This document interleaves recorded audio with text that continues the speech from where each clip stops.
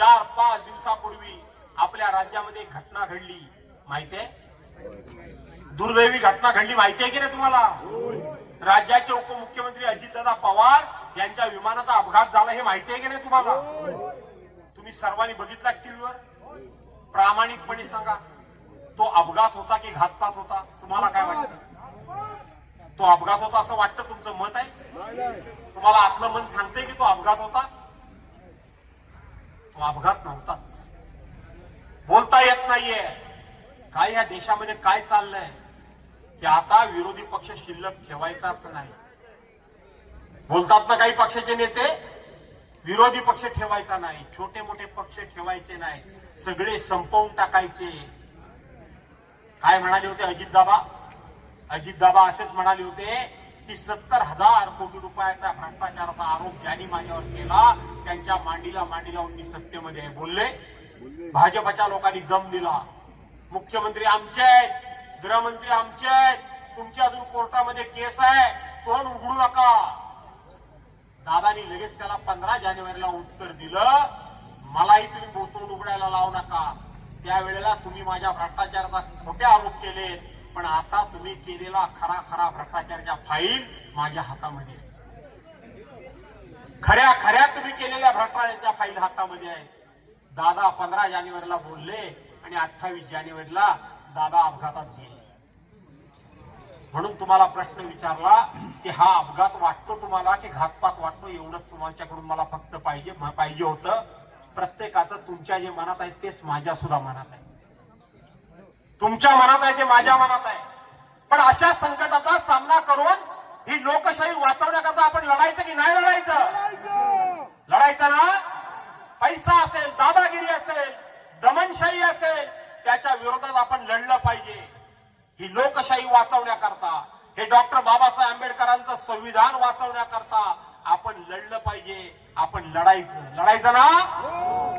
आणि मग निवडणुका आल्यानंतर खोट्या मोठ्या तक्रारी करायच्या, हा प्रचंड पैसा वाटायचा. हा पैसा भ्रष्टाचाराचा पैसा आहे, भ्रष्टाचाराचा पैसा आहे. लक्षात ठेवा. या भागामध्ये सदानंद चव्हाण येऊन गेले असतील, गेले काय?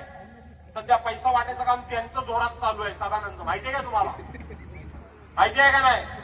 चंदू भाऊ दोनदा आमदार केलो, बरोबर आहे ना? एकच भाषण. काय भाषण?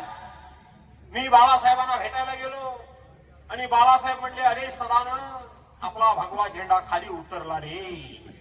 दुसरं भाषण कधी काय असायचं काय? म्हणजे मी शिवसेना सोडली तेव्हा एकच भाषण. अरे मी त्यांचं 20 वर्षात नाव घेतलं नाही, पण आता मुद्दामून घेतोय. अरे सदानंद झेंडा उतरला भगवा.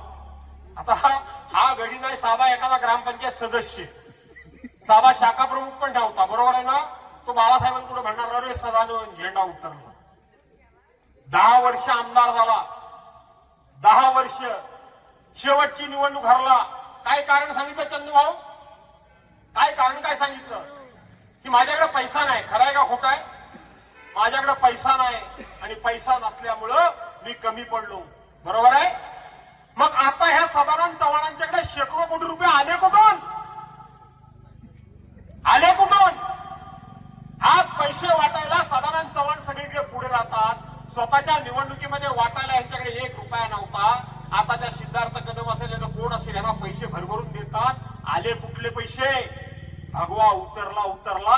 ह्यांनी चिपळूणचा भगवा उतरला आणि तिकडे गेले, ते ह्याच्याकरता गेले आणि ते पैसे आणून वाटतायत. आता ते पैसे वाटतायत, पण लोकांच्या हापाबाई त्यांच्या पाठीमागं.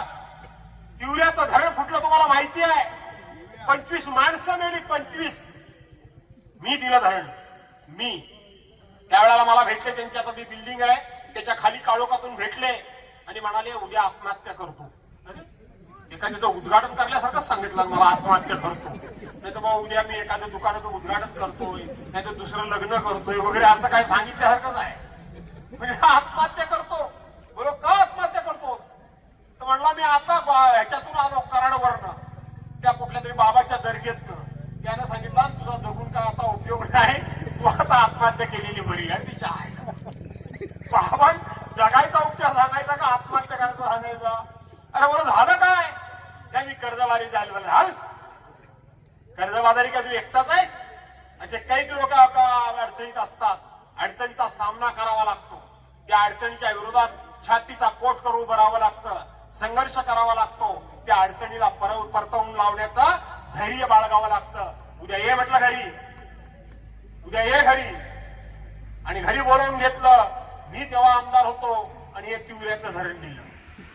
गाला फुगलाच तो एकदम, तो कायम फुगला.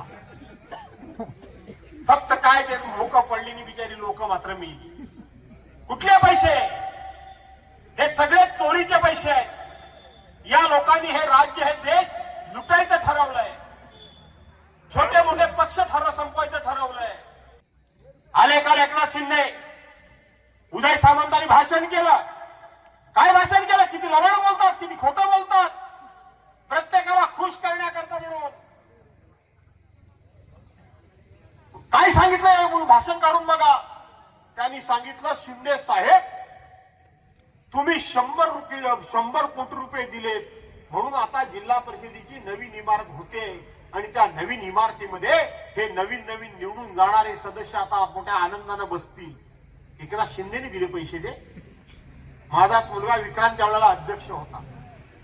माझाच मुलगा विक्रांत त्यावेळेला अध्यक्ष होता. उद्धव साहेब राज्याचे मुख्यमंत्री होते आणि खऱ्या अर्थानं प्रामाणिकपणे सांगितलं पाहिजे, ते राष्ट्रवादीचे असले तरी सुद्धा 75 कोटी अजितदादांनी दिले. अजितदादांनी दिले 75 कोटी अजितदादांनी दिले. एकनाथ शिंदेचा काही संबंध नाही. पण पालकमंत्र्यांच्या बाबतीत मी कधी काही बोलत नाही, पण त्यांनी आता भारीच खोटं बोलायचं सपाटा लावलेला आहे. उठसूट आपलं तुमच्यामुळे हे झालं, ह्यांच्यामुळे हे झालं, ह्यांच्यामुळे झालं. काय तुमच्यामुळे झालं? काही होऊ शकलेलं नाही. आणि म्हणून सकाळ संध्याकाळ खोटं बोलायचं काम हे लोक करतात.